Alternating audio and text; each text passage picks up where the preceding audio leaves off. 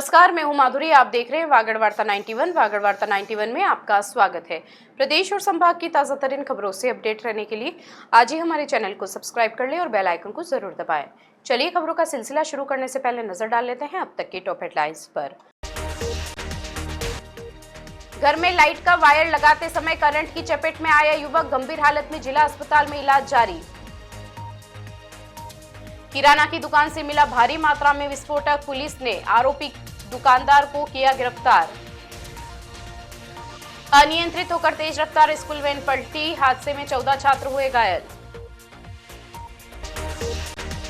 बांसवाड़ा के दानपुर थाना क्षेत्र में घर में बिजली का काम करना एक युवक के लिए भारी पड़ गया। माता सुला घाघरवा गांव में लाइट का वायर लगाते समय युवक अचानक करंट की चपेट में आ गया। हादसे में वह गंभीर रूप से झुलस गया। परिजन तत्काल उसे जिला अस्पताल लेकर पहुंचे, जहां प्राथमिक उपचार के बाद उसे बर्न वार्ड में भर्ती किया गया है। माता सोला गागरवा गांव में राजू अपने घर में लाइट के वायर लगाने का काम कर रहा था। इसी दौरान अचानक वह बिजली के करंट की चपेट में आ गया। करंट लगते ही राजू झुलस गया और उसकी हालत बिगड़ गई। हादसे के बाद मौके पर मौजूद परिजनों ने बिना देर किए युवक को जिला अस्पताल पहुंचाया। अस्पताल में चिकित्सकों ने उसका प्राथमिक उपचार किया और स्थिति को देखते हुए उसे बर्न वार्ड में भर्ती कर लिया। फिलहाल चिकित्सकों की निगरानी में राजू का उपचार जारी है। घटना की जानकारी मिलने के बाद परिवार के अन्य सदस्य और ग्रामीण भी अस्पताल पहुंच गए। हादसे से परिवार में चिंता का माहौल बना हुआ है। प्रारंभिक जानकारी के मुताबिक युवक घर में बिजली की वायरिंग से जुड़ा काम कर रहा था और इसी दौरान अचानक करंट प्रवाहित होने से वह इसकी चपेट में आ गया। डूंगरपुर में अवैध विस्फोटक सामग्री के खिलाफ पुलिस ने बड़ी कार्रवाई की है। ऑपरेशन पृथ्वी के तहत ओबरी थाना पुलिस ने एक किराना दुकान पर दबिश देकर भारी मात्रा में विस्फोटक सामग्री बरामद की है। पुलिस ने दुकान संचालक को गिरफ्तार कर मामला दर्ज किया है और अब विस्फोटक सामग्री के स्रोत और इस्तेमाल को लेकर जांच आगे बढ़ाई जा रही है। मुखबिर से मिली सूचना के बाद डूंगरपुर पुलिस ने ओबरी कस्बे में यह कार्रवाई की। सूचना थी कि राजेंद्र सिंह पवार की किराना दुकान में बड़ी मात्रा में अवैध विस्फोटक सामग्री रखी हुई है। पुलिस को आशंका थी कि तलाशी वारंट की प्रक्रिया में समय लगने पर सामग्री को खुर्द-बुर्द किया जा सकता है। इसी वजह से पुलिस टीम ने तत्काल मौके पर पहुंचकर कार्रवाई शुरू की। पुलिस अधीक्षक मनीष कुमार के निर्देश पर अतिरिक्त पुलिस अधीक्षक खीव सिंह और सागवाड़ा डीएसपी हैरम जोशी के निकट पर्यवेक्षण में थानाधिकारी रमेश कुमार के नेतृत्व में टीम गठित की गई। पुलिस टीम ओबरी कस्बे में राजेंद्र सिंह पवार की किराना दुकान पर पहुंची। यहां काउंटर पर एक व्यक्ति बैठा मिला। पूछताछ में उसने खुद को दुकान का मालिक बताया। इसके बाद पुलिस ने दुकान के काउंटर की तलाशी ली। तलाशी के दौरान सफेद प्लास्टिक के कट्टे में जिलेटिन के गुल्ले, डेटोनेटर कैंप और हरे रंग का वायर मिला। गिनती करने पर 53 जिलेटिन के गुल्ले, 5 टुकड़े, 100 डेटोनेटर और 46 फीट बत्ती वाला फ्यूज वायर बरामद हुआ।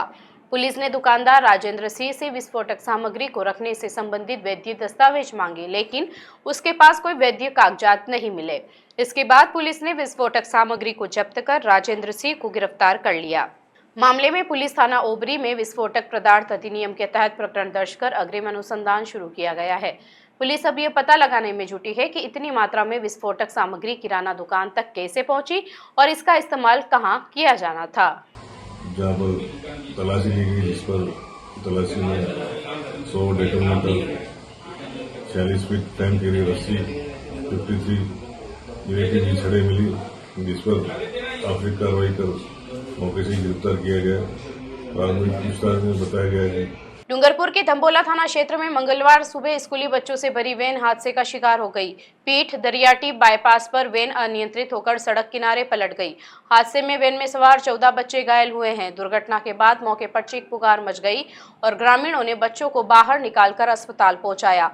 सभी बच्चों का सिमलवाड़ा अस्पताल में उपचार चल रहा है। पुलिस ने हादसे के कारणों और स्कूल प्रबंधन की भूमिका की जाँच शुरू कर दी है। सुबह के समय जब वैन बच्चों को उनके घरों से स्कूल लेकर जा रही थी, तभी पीठ दरियाटी बाईपास पर अचानक वाहन का संतुलन बिगड़ गया। वैन सड़क किनारे पलट गई और उसमें बैठे बच्चे फंस गए। हादसा होते ही आसपास मौजूद ग्रामीण और राहगीर मौके पर पहुंचे। लोगों ने तत्काल बचाव कार्य शुरू किया और वैन में फंसे बच्चों को बाहर निकाला।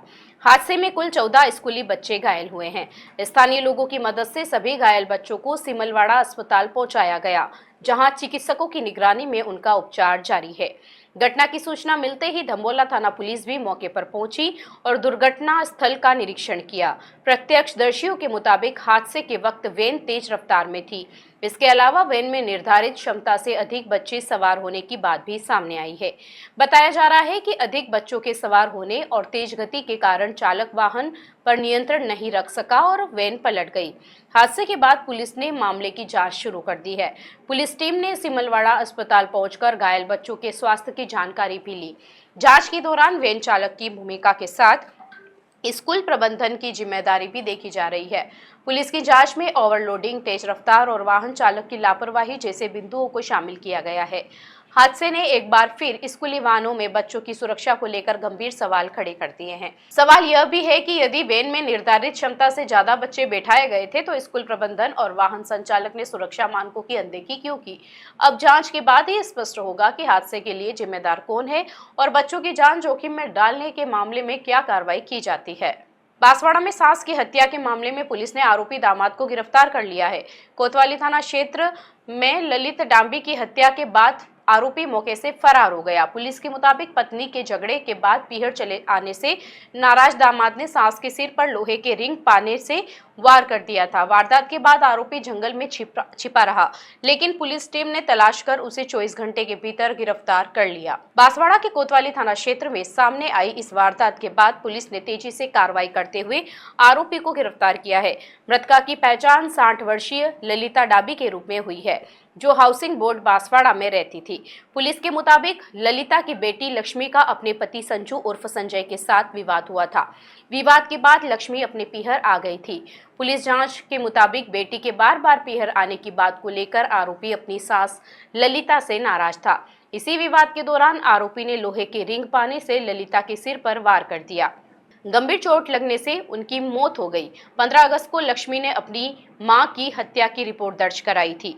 मामले की गंभीरता को देखते हुए पुलिस अधीक्षक सुधीर जोशी के निर्देशन में और कोतवाली थाना अधिकारी नागेंद्र सिंह राठौड़ के नेतृत्व में टीम गठित की गई। वारदात को अंजाम देने के बाद आरोपी संजू उर्फ संजय सीधे अपने घर नहीं गया। पुलिस के मुताबिक वह पकड़े जाने के डर से चिड़ियावासा की ओर भागा और दिन भर जंगल में छिपा रहा। इसके बाद शाम के समय देवलिया और रात में तलवाड़ा क्षेत्र के आसपास घूमता रहा। रविवार को जब वह लोधा स्थित अपने घर पहुंचा, तभी पुलिस टीम ने उसे गिरफ्तार कर लिया।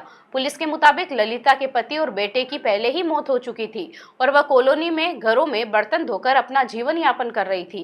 कार्रवाई करने वाली टीम में थानाधिकारी Nagendra Singh Rathore, ASI Mahipal Singh, Krishnapal Singh, head constable Digpal Singh, Indrajeet Singh, Bhanu Pratap Singh, constable Pujilal और जगपाल सिंह शामिल रहे। फिलहाल आरोपी से पूछताछ और मामले में आगे का अनुसंधान जारी है। चलते चलते फिर नजर डालते हैं आज की टॉप हेडलाइंस पर। घर में लाइट का वायर लगाते समय करंट की चपेट में आया युवक, गंभीर हालत में जिला अस्पताल में इलाज जारी। किराना की दुकान से मिला भारी मात्रा में विस्फोटक, पुलिस ने आरोपी दुकानदार को किया गिरफ्तार। अनियंत्रित होकर तेज रफ्तार स्कूल वैन पलटी, हादसे में 14 छात्र हुए घायल। अपने स्मार्टफोन पर प्रदेश भर की खबरों से अपडेट रहने के लिए आज ही हमारे चैनल को सब्सक्राइब कर लें और बेल आइकन को जरूर दबाएं। फिलहाल इस बुलेटिन में इतना ही। अब दीजिए इजाजत, माधुरी को आप बने रहिए वागड़ वार्ता 91 के साथ। नमस्कार।